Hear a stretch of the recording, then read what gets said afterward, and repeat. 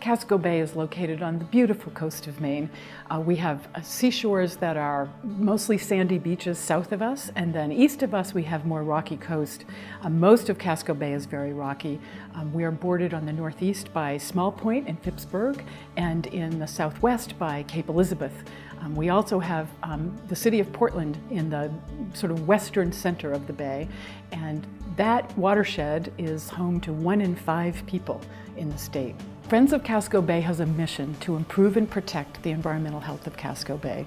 We do it with a very professional staff who work very well together, a dedicated board, a cadre of sometimes 200 to 250 volunteers a year, not including everyone who helps with beach cleanups and storm drain stenciling.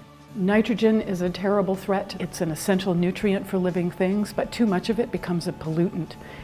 It comes through air deposition, it comes from our sewage treatment plants, but it also comes from rainwater runoff, from fertilizers that people are using, particularly homeowners more than agribusiness in the state of Maine. There are many things that people in the community can do that can help improve and protect the health of Casco Bay. We have a list of things on our website, so it's always good to go there. Some of them are just small lifestyle changes, and they can range from minimizing the amount of pesticides and fertilizers you use at home on your ornamental lawns and shrubbery, to being more aware of what happens where you wash your car. Because 1 in 5 Mainers live in the Casco Bay watershed, this can have a pretty serious impact. It means there's a pretty intense population density living close to the edge of the bay. And in the watershed that drains to the bay. So we're able to see that in our data, particularly in our nitrogen data. We can see that there's a higher concentration of nitrogen in different forms closer to where there's freshwater runoff, which is coming out of areas where the population densities are higher. There are lots of ways nitrogen moves around in the marine environment, but the kinds and forms of nitrogen that we've been measuring are pretty proof positive that most of the nitrogen problems that we're suffering from in the bay are coming from our human activities, not from offshore sources. Friends of Casco Bay is releasing a report called A Changing Casco Bay. We're very excited about this. Everywhere we go, people ask us, so what is the health of the bay?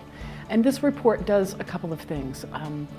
First, I hope it will remind everyone that the bay belongs to all of us, and we have a responsibility to work together as a community to take care of that bay.